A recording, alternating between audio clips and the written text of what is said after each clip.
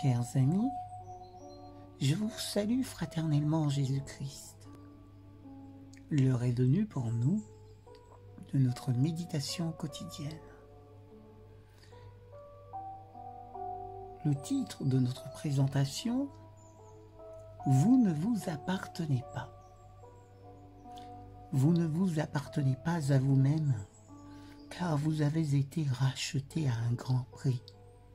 1 Corinthiens chapitre 6, versets 19 et 20. Être un vrai chrétien n'est pas une question de préférence. On peut préférer un livre à un autre. On peut préférer un plat ou un jeu.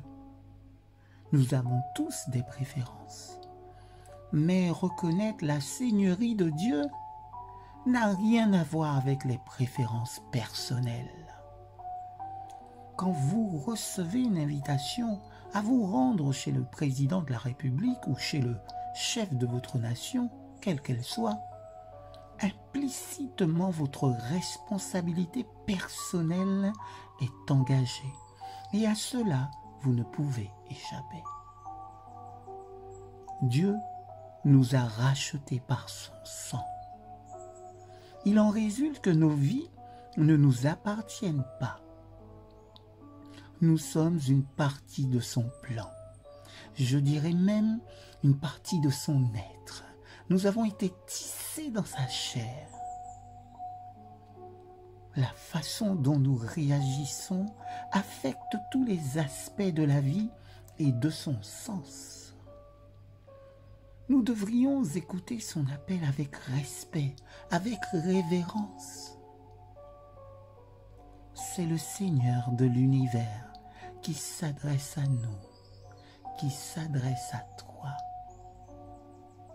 L'invitation de Dieu est un acte gracieux de sa part.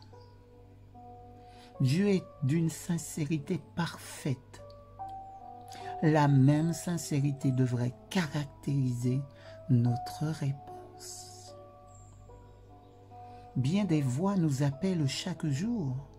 Souvent, elles nous attirent à un tel point que nous négligeons l'invitation de Dieu. Arthur était un génie en radio. Ce hobby absorbait la plus grande partie de son temps et de son argent. Cette habileté innée lui procurait de réels avantages. Mais il n'avait pas le temps de prier ou d'étudier la parole de Dieu. Il venait à l'église à contre-cœur. Son cœur n'était pas au bon endroit.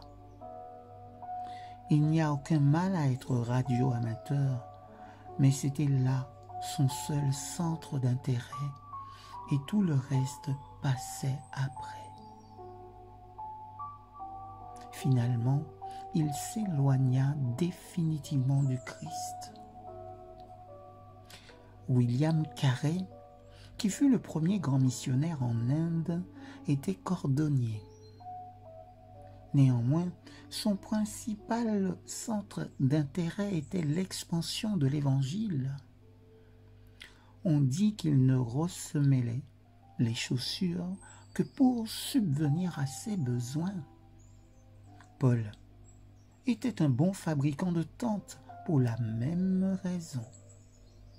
Chacun devrait s'attacher à la tâche à laquelle il est appelé et qu'il peut accomplir avec diligence et succès. Chacun, à cause des talents qu'il possède, devrait se sentir poussé à faire de son mieux. Ainsi, un chrétien vit pour la gloire de Dieu et rend témoignage au Seigneur qui est mort pour le sauver. Quelles que soient nos capacités ou nos talents, nous sommes des partenaires du Dieu du ciel qui a fait tout ce que nous avons et tout ce que nous sommes. Là où est ton trésor, là aussi sera ton cœur. Matthieu chapitre 6, verset 21. Amen.